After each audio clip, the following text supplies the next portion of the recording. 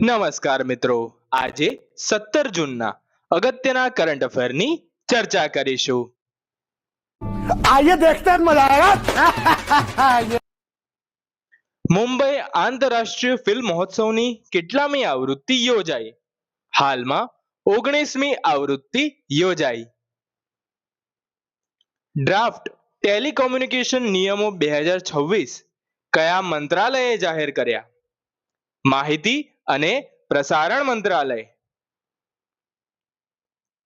માનવ મગજના સ્ટેમનો વિશ્વનો સૌથી વિગતવાર 3D એટલાસ એન્કોર કઈ સંસ્થાએ વિકસાવ્યો? આઈઆઈટી મદ્રાસે. ટપનોલી ઓરંગુટાન કયા દેશની સ્થાનિક પ્રજાતિ છે? આ ઇન્ડોનેશિયાની સ્થાનિક પ્રજાતિ છે. क्या हुई? થામીરબરની નદી મુખ્યત્વે કયા રાજ્યમાં વહે છે? તમિલનાડુમાં. JUNO એટલે કે જિંગુમેન અંડરગ્રાઉન્ડ ન્યુટ્રિયો ઓબ્ઝર્વેટરી કયા દેશમાં આવેલી છે? ચીનમાં આવેલી છે. 1907ના સુરત વિભાજન સમયે કોંગ્રેસના અધ્યક્ષ કોણ હતા? રાસ બિહારી ઘોષ. 1922ના રંપા વિદ્રોહનું નેતૃત્વ કોણે કર્યું? Alluri Sitharaman Raju. 2,000 years later.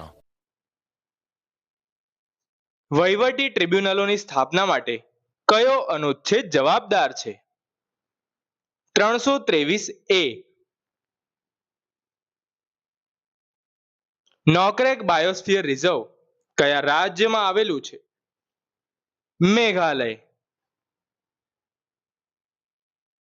IRDAI ના સભ્ય તરીકે કોની નિમણૂક થઈ? દિનેશ પંતની. ડિજિટલ વોલેટ એપ ડાઉનલોડમાં વિશ્વનું સૌથી મોટું બજાર કયો દેશ બન્યો છે?